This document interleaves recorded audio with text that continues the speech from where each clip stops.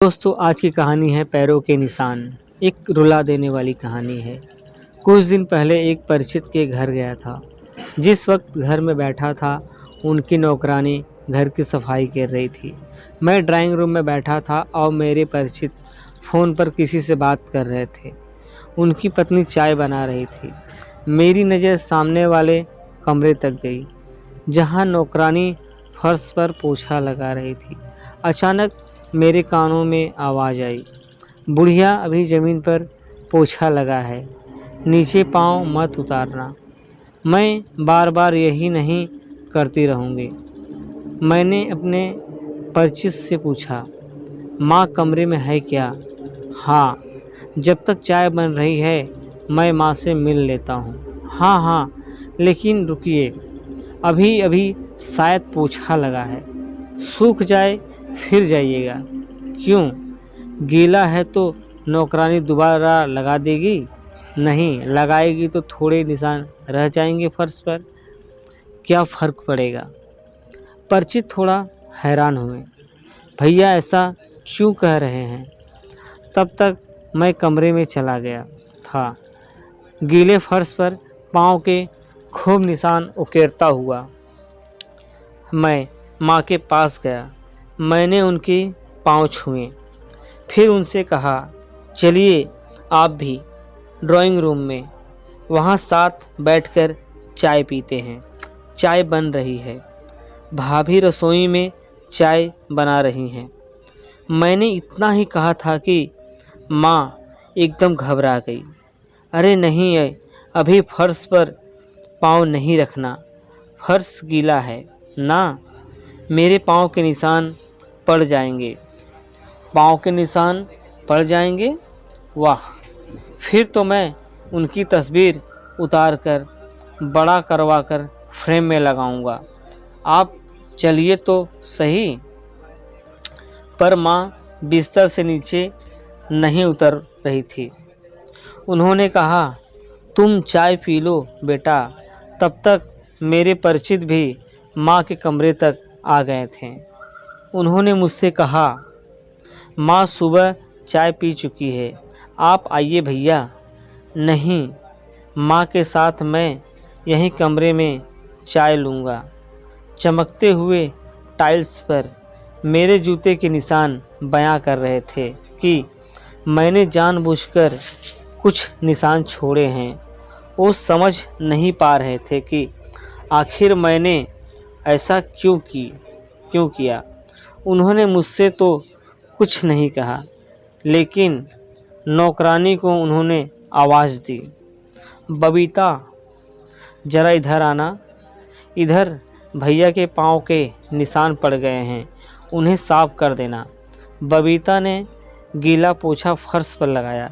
जैसे ही फर्श की दोबारा सफाई हुई, मैं फिर खड़ा होकर उस पर चल पड़ा।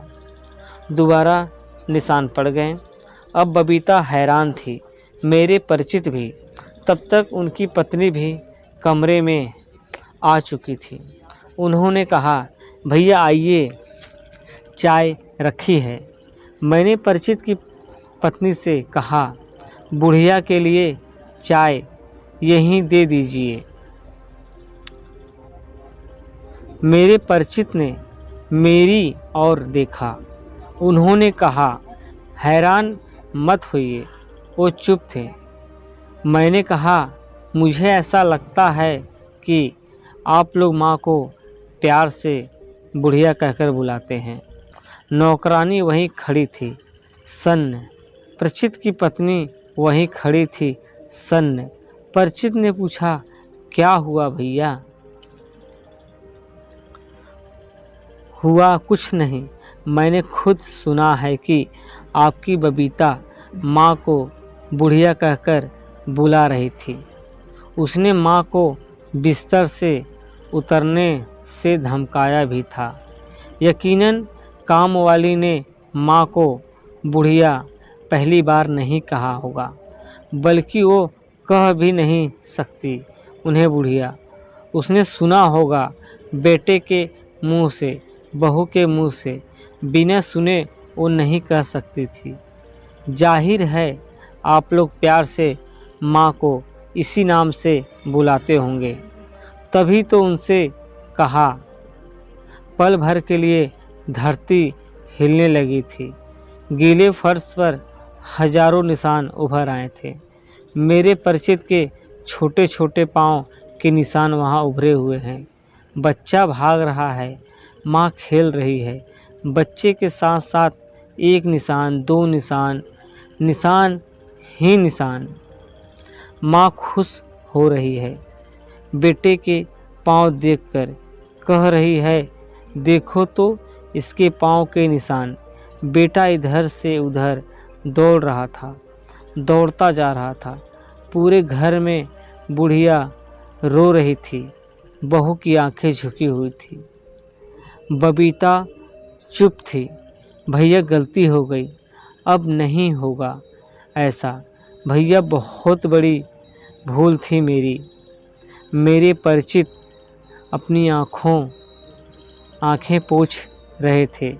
मैं चल पड़ा, सिर्फ इतना कहकर कि आंखें ही पोंछनी चाहिए, उस फर्श को तो चूम लेना चाहिए जहाँ माँ के पाँव पड़े हों, जहाँ माँ के पाँव के निशान पड़े हों।